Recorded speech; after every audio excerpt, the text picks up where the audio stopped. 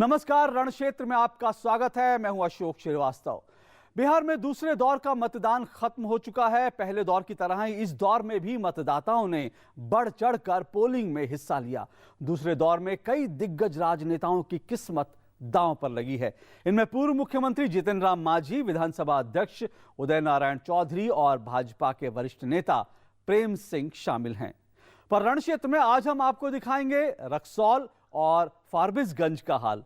रक्सौल रण क्षेत्र में लोगों से बात की हमारे संवाददाता अजय विक्रम सिंह ने, और फारबिसगंज में वोटरों के मन को टटोला हमारे संवाददाता अनुज यादव ने। रक्सौल में 2010 विधानसभा चुनाव में भाजपा के डॉक्टर अजय कुमार सिंह ने जीत हासिल की थी और उन्हें 48,686 वोट मिले थे। अजय कुमार सिंह ने एलजेपी के राजनंदन राय को पटकनी दी थी, जिन्हें 38,569 वोट मिले थे। इनके बीच वोटों का जो अंतर था, जो फासला था, वो 10,117 वोटों का था। और 2010 विधानसभा चुनाव में फारबिसगंज से भाजपा के पद्म पराग राय वेणु विजयी रहे थे और उन्हें 70,463 वोट मिले थे। कन्हैया कुमार ने एलजेपी के मायानंद ठाकुर को हराया था। मायानंद ठाकुर को 43,636 वोट मिले थे। इन दोनों के बीच 26,887 वोटों का अंतर था। पहले बात करते हैं रक्सौलगंज की, जहां का जायजा लिया है हमारे संवाददाता अजय विक्रम सिंह ने। अब हम आपको लेके चलेंगे रक्सौल विधानसभा। पूर्वी चंपारण की ये विधानसभा नेपाल से एकदम सटी हुई है। नेपाल की सीमा पर सटे इस विधानसभा के लोगों के हालचाल को जानते हुए हम ये जानने की कोशिश करेंगे कि क्या है यहाँ के लोगों की समस्याएं। साथ ही ये भी जानने की कोशिश करेंगे कि यहाँ के लोग अपने जनप्रतिनिधि से कितने संतुष्ट हैं।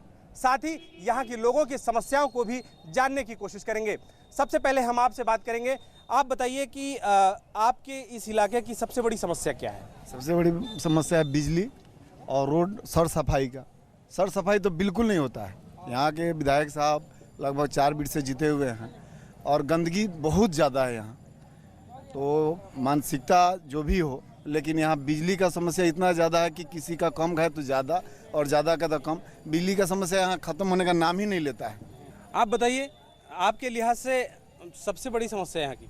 हमारा सबसे बड़ा समस्या ये है कि अगर कोई मरीज़ अगर बीमार हो जाता है तो इधर पश्चिम से आइए नहर पकड़ के, या पूर्व से आइए नहर पकड़ के, या दक्षिण से आइए पूरे हाईवे पकड़ के। तो इससे पहले रक्सौल डंगन हॉस्पिटल तो मशहूर हॉस्पिटल है, वहाँ आते आते शायद मरीज़ का दम टूट जाएगा बीच रास्ते में। तो इसलिए क्योंकि रामगढ़वा से यहाँ रक्सौल पुगने में आधे घंटे लगते हैं, जहाँ 2 घंटे क्यों लगते हैं? आप बताइए, यहाँ के हालात को अगर हम देखें, चुनाव एकदम नज़दीक आ गए, फिर नेता आएंगे आपसे वोट मांगने, क्या आपके मन में मुद्दा होगा? ये तो देखिए कि सबसे बड़ी ये हमारे रक्सौल नगर वासियों की ऐसी समस्या है कि यहाँ की तो ये जो बारिश की महीना में ऐसा हो जाता है कि गंगा की तरह यहाँ पर पानी बहने लगता है। दूसरी बात, कहीं भी स्कूल जाइए, चाहे स्वास्थ्य विभाग में जाइए, चाहे कहीं भी जाइए, आने जाने की कहीं सुविधा नहीं है। बिजली की समस्या यहाँ 24 घंटा में मात्र यहाँ 10 घंटा उपलब्ध मिलती है। स्कूल में जाइए, स्कूल की भी समस्या वैसा ही है। बच्चे जा रहे हैं, बच्चे आ रहे हैं, जा रहे हैं, कोई शिक्षा की कोई अवस्था नहीं है। हम लोग को जनता को क्या चाहिए? बिजली, पानी, रोड की समस्या देखिए। यहाँ पर कितनी गाड़ी, रक्सौल एनएच जो नई एनएच है वह तो अभी करीबन ये 5 साल से ऊपर हो गई, अभी तक उसका टेंडर पास हुआ, लेकिन अभी तक उसका कोई काम नहीं हुआ। बिल्कुल, जनप्रतिनिधियों के प्रति लोगों की शिकायतें हैं और लोग उनसे सवाल भी पूछ रहे हैं। लेकिन भारतीय लोकतंत्र की सबसे बड़ी खूबसूरती ये है कि यही एक मौका होता है 5 साल बाद जब चुनाव आते हैं तो जनता उन नेताओं का हिसाब करती है जिन नेताओं को वो अपने सर आंखों पर बैठाए रहती है। आप बताइए, तमाम समस्याएं लोगों ने गिनाए, आपके लिहाज से सबसे बड़ा मुद्दा? सबका समस्या एक है, वो बिजली और रोड। बरसों बाद यहाँ पर रोड बना है तो नाला नहीं बना। नाला अगर बन जाता तो रोड दुरुस्त रहता है। तो सबकी समस्या बस एक ही है, बिजली और रोड। रक्सौल को किस तरह का विकास चाहिए? रक्सौल को विकास के लिए सबसे मेन मुद्दा है कि नगर परिषद पर ये लोग किसी भी तरह का अंकुश नहीं लगा पाते हैं। आज हर वार्ड में जाकर देखिए तो नाली रोड के ऊपर है और कचरे का अंबार पड़ा हुआ है।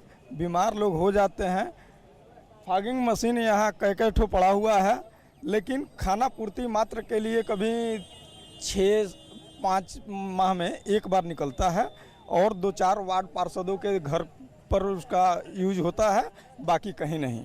आप बताइए, नेता आते हैं वोट मांग के चले जाते हैं, रक्सौल क्या मांग रहा है? रक्सौल को अच्छी विकास चाहिए। ये इंटरनेशनल जगह है, यहाँ बढ़िया रोड चाहिए, अच्छी शिक्षा संस्था चाहिए, बढ़िया स्वास्थ्य विभाग चाहिए, बिजली चाहिए 24 आवर।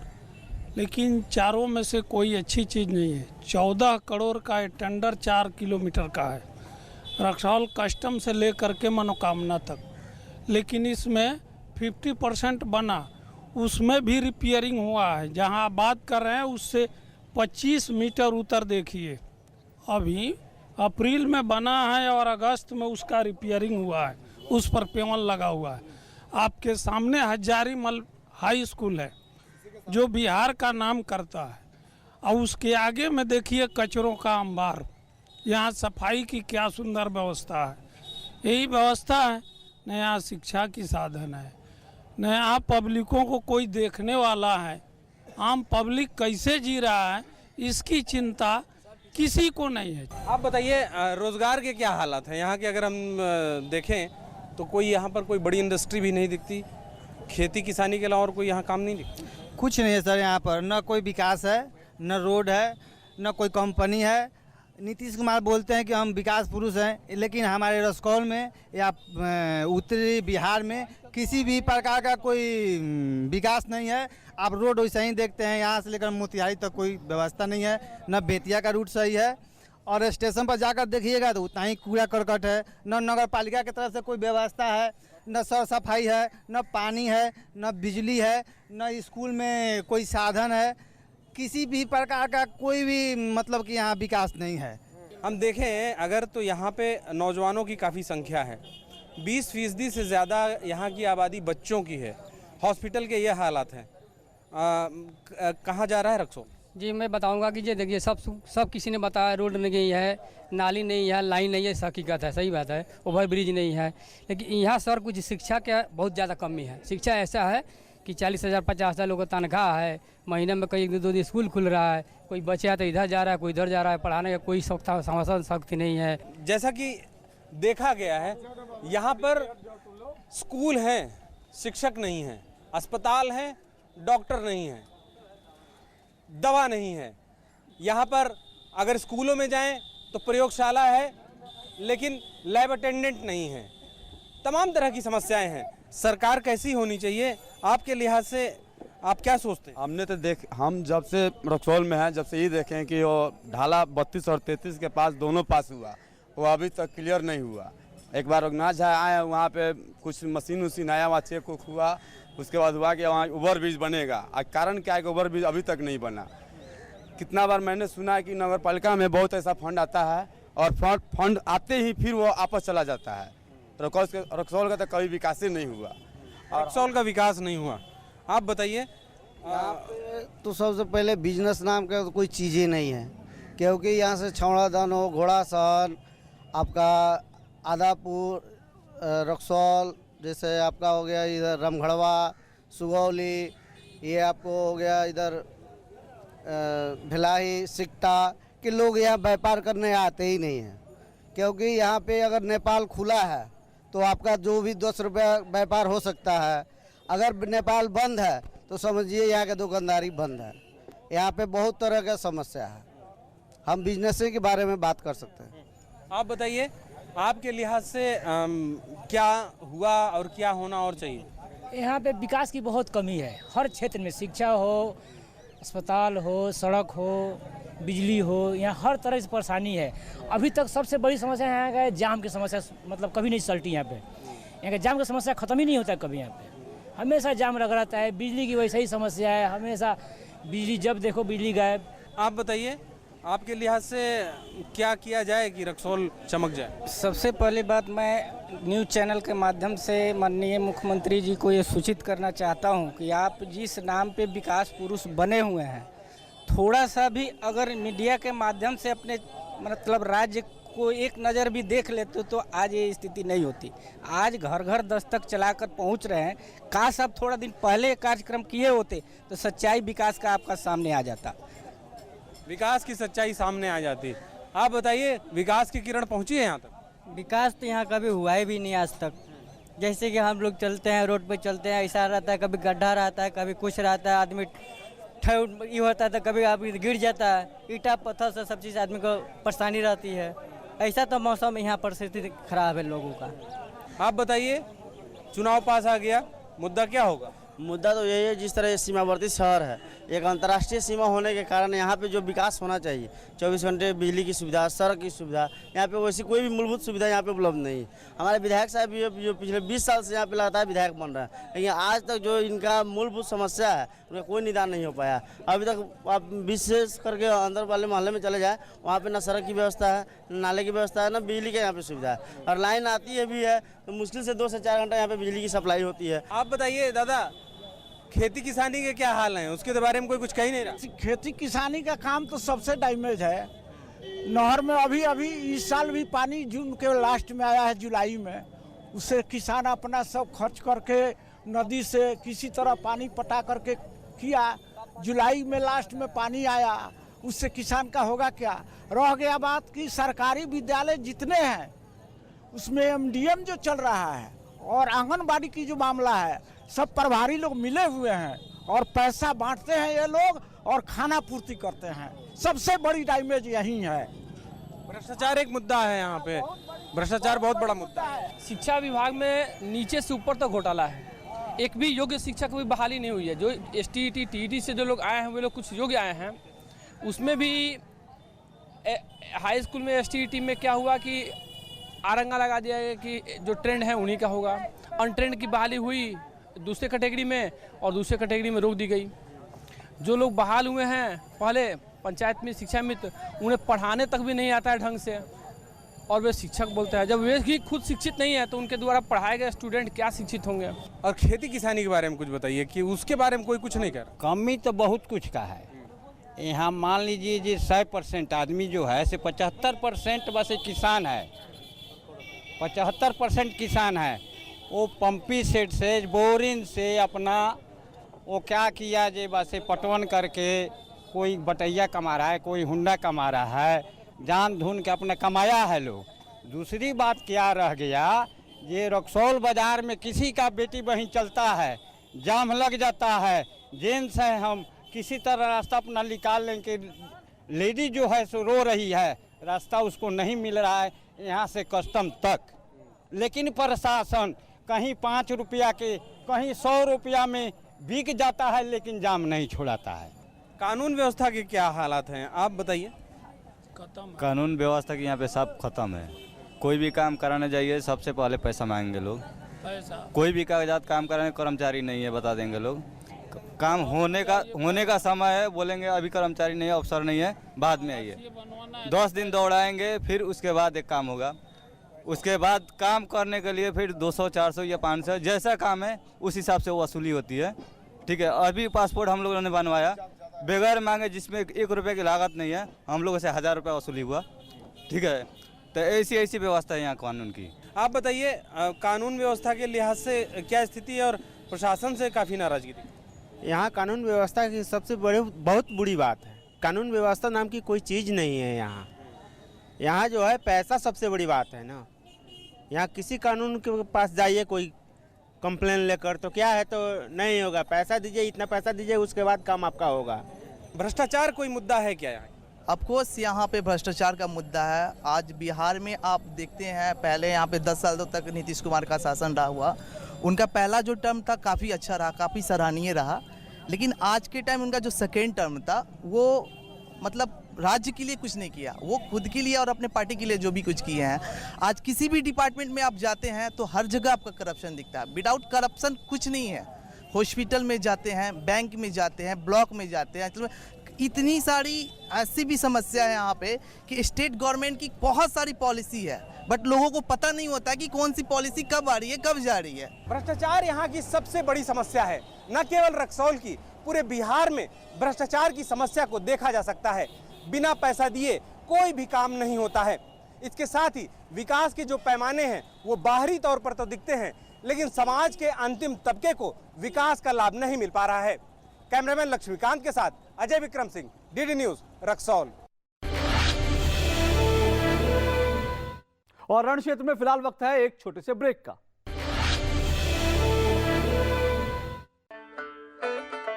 गुमसुम सी तलैया में मुस्कान का कंकड़ मारो, किसकी नजर लगे इसको जल्दी से उतारो, हटा दो दिल से ये जो उदासी छाई है, चलो चलो चलो चलो सवारी आई है, खुशियों से जेबें भरने की अब अपनी बारी आई है, चलो चलो चलो चलो सवारी आई है, खुशियों से जेबें भरने की अब अपनी बारी आई। नया बजाज CT 100, खुशियों का jackpot. What's in my mind? You know the words I can't find, and you hear my thoughts running free. You know what makes me happy, 'cause all I need is you looking at me.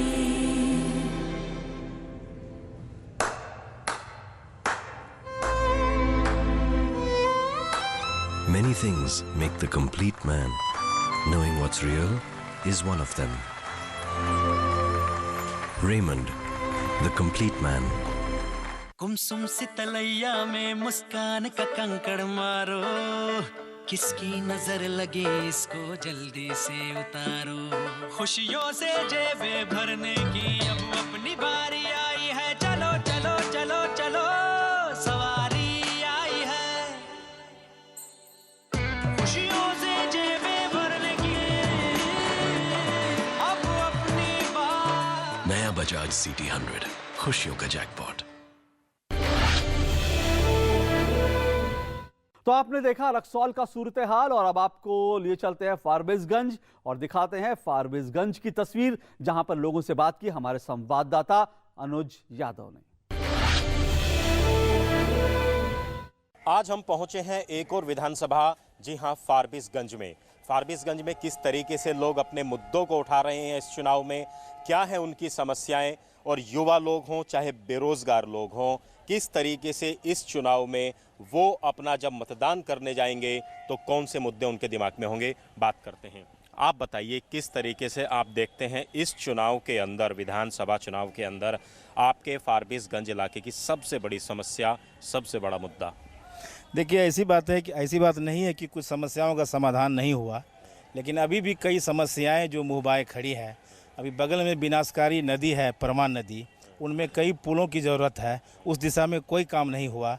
अभी Forbesganj Saharsa rail line, बड़ी rail line बनना था, mega block ले लिया गया, कई वर्ष बीत गए, लेकिन किसी भी नेताओं की इस पर नज़र आज तक नहीं पड़ी और ये उपेक्षा का केंद्र बना हुआ है। अभी एक यहाँ एयरपोर्ट है जो कि भारत चीन युद्ध के दौरान बनाया गया था, लेकिन आज तक किसी नेता ने उसकी सुधि नहीं ली। ऐसे कई समस्याएं हैं जिसका समाधान अगर हो जाए तो फारबिसगंज को राष्ट्रीय पटल पर चमकाया जा सकता है, उनको दिखाया जा सकता है, लेकिन नेताओं की उपेक्षा के कारण ये सब धरा का धरा हुआ है। नेताओं की उपेक्षा काफ़ी रही है, जिस तरीके से बता रहे हैं, काफ़ी समय पहले यहाँ पर हवाई अड्डा बना ज़रूर, लेकिन अब उपेक्षित है और किसी भी तरीके से विकास इस इलाके का नहीं हो पाया। आप क्या चाहते हैं, विकास के कौन से मुद्दे इस चुनाव में उठें? जो इन्होंने मुद्दे उठाए हैं वो सबसे महत्वपूर्ण मुद्दा फारबिसगंज के हित में है ही। साथ ही फारबिसगंज जो है पूर्णिया के बाद फारबिसगंज ही प्रमुख मार्केट हुआ करता था, बाजार हुआ करता था पहले के ज़माने में, जब पूर्णिया जिला हुआ करता था। फारबिसगंज को जिला बनाने का अहम मुद्दा है कि फारबिसगंज जिला बनता है और इसके साथ 2 प्रखंड और बनने हैं, बथनाहा और सिमराहा प्रखंड इस विधानसभा क्षेत्र में।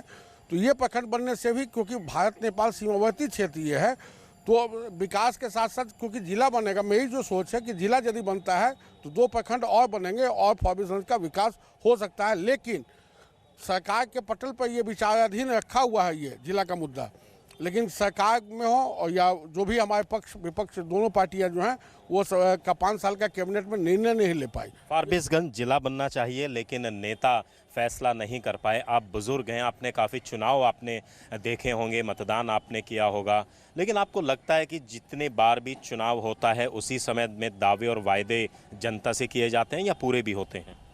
बहुत ही कम पूरे होते हैं। एक मैं समस्या ध्यान देना, 1965 से यहाँ वाटर सप्लाई है और आज तक वो पानी पीने छोड़ करके बर्तन मांजने लायक भी नहीं है। मिट्टी युक्त पानी आता है, उसको साफ नहीं किया था, वो पीने लायक भी नहीं है। 1965 से जल मीनार बनी हुई है और वो सप्लाई वो गंदा पानी सप्लाई हो रहा है। पीने का पानी जो सप्लाई का पानी है वो यहाँ काफ़ी दिनों से है ज़रूर, लेकिन वो साफ़ नहीं है। आप किस तरीके से देखते हैं कि फारबिसगंज इलाके के अंदर किस तरीके से विकास हो सकता है और राजनीतिक जागरूकता किस तरीके से यहाँ पर है? लोग जागरूक हैं या और जागरूक होने की ज़रूरत है? देखिए, जहाँ तक बहुत सारी समस्याओं पर लोगों ने अपना प्रकाश डाला है और ख़ास करके कुछ ऐसी समस्याएं हैं जिसका सरकार या पक्ष या विपक्ष दावा करती आई है कि लोगों को घर घर बिजली पहुंचाएंगे, 24 घंटे बिजली मिलेगी। तो इन सारी चीज़ों पे जो आज देखा जा रहा है वो पूरी तरह से कारगर नहीं हो रहा है। ये लोग कहते कुछ हैं और बाद में करते कुछ हैं और इससे भी बढ़कर बहुत सारी ऐसी समस्याएं जो दिखती नहीं है लोगों को। ये पानी, बिजली, ये नेताओं का हर वक्त यही जुमला रहता है। उसके अलावे बहुत सारी ऐसी समस्याएं जो पब्लिक को रोज़ जूझना पड़ता है। बिजली के बिल के बारे में कोई नहीं सोचता, जो अनवरत लोग बेहताशा बिल, बिना मीटर चेक किए बिल देते हैं। तो इस तरह की छोटी छोटी समस्याएं, लेकिन ये काफ़ी लोगों के लिए आर्थिक स्थिति पे काफ़ी क्षति पहुंचाती है। चुनाव कोई सा भी हो, बिजली, पानी, सड़क, इस तरह की समस्याएं जो हैं, मुद्दे हैं, वो उठते ज़रूर हैं, चाहे चुनाव कोई भी हो। लेकिन आपको लगता है कि जिस तरीके से मुद्दे जोर शोर से उठाए जाते हैं वो असल में धरती के लेवल पे, ग्राउंड लेवल पे वो पूरे होते हैं? नहीं होते हैं। आज फारबिसगंज शहर में नालियाँ बजाती हैं, शहर पर जल जमाव है, इस पर कोई जनप्रतिनिधि ध्यान नहीं दे रहा है। जो कोई भी आते हैं, किसी भी दल से आते हैं, उस पर कोई ध्यान नहीं है और इस पर ध्यान देना चाहिए। आप बताइए किस तरीके से, एक बार से फिर आपके सामने चुनाव है, बड़े बड़े दावे, बड़े बड़े वायदे किए जाएंगे, अखबार और टेलीविज़न में सुर्खियां बनेंगी, लेकिन वास्तव में क्या विकास मुद्दा बन पाएगा? सबसे बड़ी समस्या यहाँ पर ये तो है कि ये जो नगर परिषद है, हल्की सी बारिश में पूरा जलमग्न सा क्षेत्र दिख रहा है और बतनहा के एक दीपोल है, वहाँ पर करोड़ों रुपये की लागत से जो है जल विद्युत परियोजना जो आज भी जो है अर्धनिर्मित पड़ा हुआ है, जो जिसमें बहुत से किसानों की जो ज़मीन भी कट गई, लेकिन किसानों ने खुशी खुशी ज़मीन दे दिया कि यहाँ बिजली उत्पन्न होगी, हम लोग को सिंचाई, लेकिन आज भी वह जो है मुँह चिढ़ा रही है जल विद्युत योजनाएँ। इस तरह से कई समस्याएं जो आज भी जो है इस विधानसभा में जो है छोटे मोटे हाथ बड़े, जहाँ सरकार के लाखों के राजस्व की प्राप्ति होती है, वह भी जो है पूरी तरह से जो है उपेक्षित है। वहाँ भी जल जमाव की समस्या, बगल में एक मार्केटिंग यार्ड है जहाँ जो है अगल बगल से गुजरेंगे तो आप मुख पे जो है रुमाल रख के आपको गुजरना, जो कि लाखों रुपया की जो है आमद होती है वहाँ सरकार को। फारबिसगंज से राजस्व की काफ़ी प्राप्ति होती है सरकार को, उस लिहाज से आपको कैसा लगता है कि आपका फारबिसगंज कितना विकास कर पाया पिछले कई सालों में? देखिए, ये एक सच्चाई है कि बिहार के मानचित्र पर फारबिसगंज अपना एक विशिष्ट स्थान रखता है, वो व्यावसायिक दृष्टिकोण से हो या औद्योगिक दृष्टिकोण से हो। एक समय यहाँ 8 राइस मिलें हुआ करती थी, जो सरकारी उपेक्षा कहिए या नीति कहिए के कारण यहाँ से बंद हो गई। यहाँ के व्यवसायियों का बहुत ज़्यादा पलायन हुआ है और आपको शायद आश्चर्य होगा ये जान के कि फारबिसगंज छोड़ के जितने व्यवसायी गए हैं शहर के, देश के अन्य भागों में, सब ने अपनी एक वहाँ विशिष्ट पहचान बनाई है। तो इस मामले में बहुत उपेक्षित महसूस करते हैं, क्योंकि व्यापार का जो एक अच्छा अवसर मिलना चाहिए, जो माहौल मिलना चाहिए, उसकी यहाँ कमी है। आप बताइए किस तरीके से आप देखते हैं कि ज़मीनी स्तर पर और क्या कार्य यहाँ पर होने चाहिए? नहीं, ज़मीनी स्तर पर जो काम होना चाहिए निश्चित रूप से उसमें कमी है। अभी तो सबसे ज़्यादा प्रॉब्लम लॉ एंड ऑर्डर का प्रॉब्लम है, विधि व्यवस्था का समस्या है, आपराधिक वारदात बढ़ी है और सुरक्षा की जो भावना थी उसमें कमी आई है। ये तय है कि कुछ रोडें बनी है, कुछ विद्यालय बने हैं, इस अस्पताल की स्थिति सुधरी है, लेकिन इसमें और सुधरने की ज़रूरत है। कई ऐसे मांगे हैं, अभी जिला बनाने का मुद्दा था, अभी यहाँ इंडस्ट्रियल एरिया है, उसके कई मामले सुलझाए भी गए हैं, लेकिन उसमें कई इंडस्ट्रीज़ को अभी डेवलप करना है, उसका एस्टेब्लिश करना है। ऐसी कई समस्याएं हैं और सबसे बड़ी समस्या है कि ऐसे काम में जनप्रतिनिधियों की ना तो कोई भागीदारी रहती है, ना कोई उनको इससे इंटरेस्ट है। और ये यहाँ की सबसे बड़ी विडंबना है कि जनप्रतिनिधि जीतने के बाद जो समाज हित में हो, जो राष्ट्र हित में है, जो आम लोगों की भलाई में हो, ऐसी कोई योजना या इस तरह की किसी बात में किसी तरह का इंटरेस्ट नहीं रखता। आपको लगता है कि यहाँ पर उतने उद्योग धंधे हैं, लोगों को रोजगार मिल सके, या आपको दूसरे ही जगहों पर जाना पड़ता है रोजगार के लिए? दूसरों जगह पे जाना पड़ता, फैक्ट्री वगैरह नहीं है। बरसात के मौसम में नाला बनाते हैं, सुखाड़ी मौसम में सरकार सोए हुए रहते हैं। तो आपको क्या लगता है और क्या होना चाहिए जिससे युवा आगे बढ़ सकें इस इलाके के? फॉर्ब्यूसन कॉलेज में सीट बहुत कमी है, बढ़ाना चाहिए। कॉलेज में सीटों की कमी है। आप बताइए, आप किस तरीके से देखते हैं आपके फारबिसगंज का किस तरीके से और विकास हो सकता है? आप क्या चाहते हैं अपने नेताओं से? हमारे फारबिसगंज में जो हो रहा है सिर्फ दिखावा का हो रहा है। अगर नेता अपने आप में सुधर जाए कि करना क्या है, मानवता का कर्तव्य को अगर याद करे, तो किसी कभी बैनर को बदलने का जरूरत नहीं आएगा और कभी घर घर जाके वोट मांगने की जरूरत नहीं आएगा। ये एक बहुत बढ़िया इन्होंने बात बोली। लोग अपने बैनर बदल देते हैं हर चुनाव में, अगर उनको टिकट ना मिले शायद उन्हें उसकी ज़रूरत ही ना पड़े अगर वो जनता का काम करें। आपको लगता है कि जो नेता लोग हैं वो ज़मीनी स्तर पर उतना कार्य करते हैं जिससे कि एक संतुष्टि आम आदमी को मिले? नहीं, ऐसा तो अभी तक नहीं। आज तक मैंने जितने भी प्रतिनिधि को चुनाव जीत के जाते हुए देखा हो, ऐसा जो है खास करके युवाओं के लिए कोई नेता ने आज तक जो है कोई कदम नहीं उठाया हो। इस क्षेत्र में सबसे बड़ी ये युवाओं के सामने में सबसे बड़ी समस्या है बेरोजगारी, जिसके कारण इर्द गिर्द डिग्री लेकर युवाओं लोग जो है जो कई जो है खाली घूमते हैं और जो प्राइवेट संस्था के सहारे से वो अपना जीवन उपार्जन करते हैं।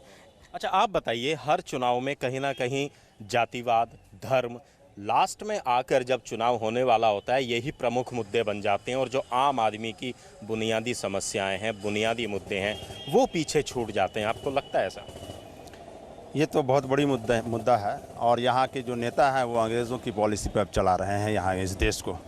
उस समय एक शेर याद आता है कि वो वक्त गया, वो दौर गया जब दो कौमों का नारा था। अंग्रेज़ गए थे इस धरती से जिनका मकसद ही बंटवारा था। तो आज उस नेता, आज जो हमारे यहाँ के नेता हैं वो अंग्रेज़ की ही पॉलिसी पर हम लोगों को यूज़ कर रहे हैं और हम लोग अपने आप में इस चीज़ से बदलना चाहते हैं, उबरना चाहते हैं और यहाँ की जनता उबरना चाहती है। नेताओं के धोखे में पड़ना नहीं चाहते।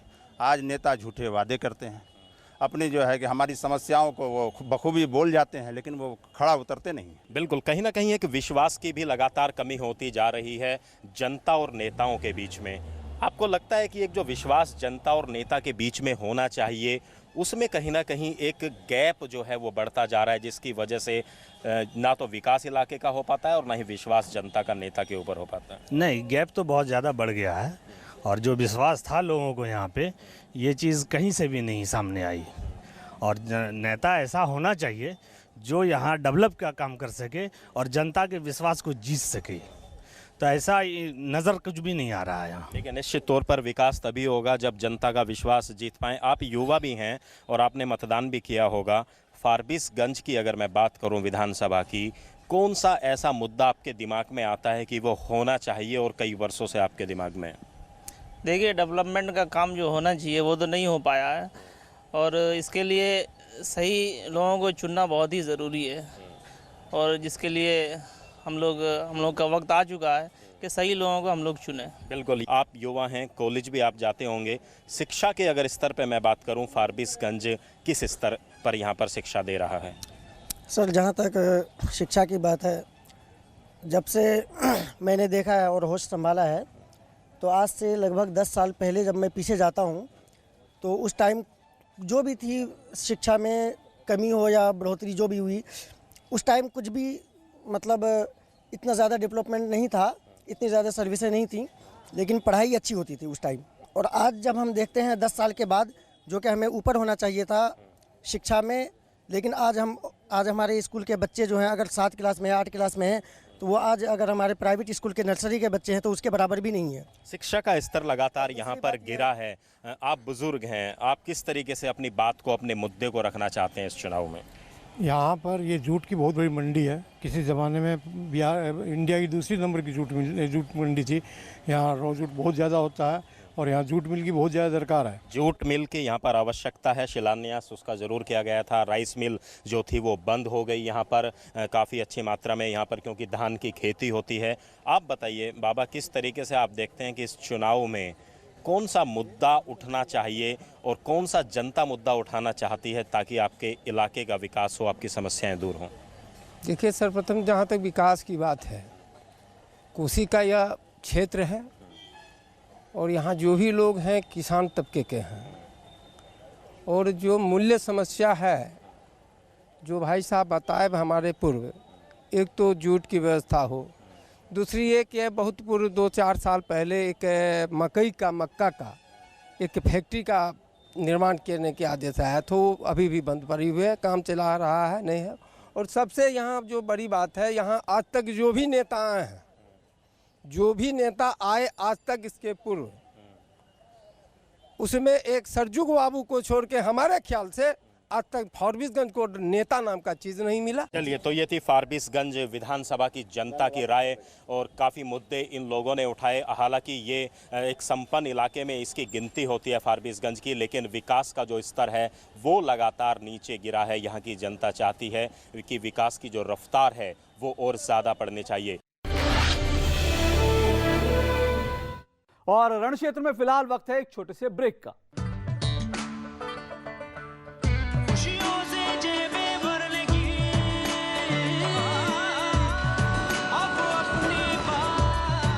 नया बजाज CT 100, खुशियों का jackpot. I really like cars, so just 2 weeks into the job, they gave me a company car, a big company car. It's got 14 wheels and quite the ground clearance. It can go pretty much anywhere, but it's not the easiest thing to park. The acceleration is decent, the handling is shaky, the engine noise is deafening. AC? Well, you can't have everything, but you know what? I love the gun. We are India's most exciting workplace and we are making you an offer. The Indian Army. Live a life less ordinary. तो आज आपने देखा रक्सौल और फारबिसगंज का हाल। हम हर सोमवार, बुधवार और शुक्रवार को इसी तरह से रण क्षेत्र में आपको दिखाएंगे 2 नए चुनाव क्षेत्रों का हाल।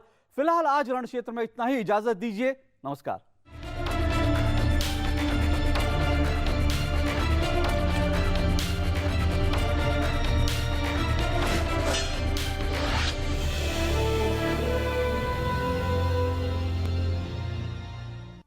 बिहार का रण क्षेत्र के प्रायोजक थे बजाज CT 100, खुशियों का जैकपॉट।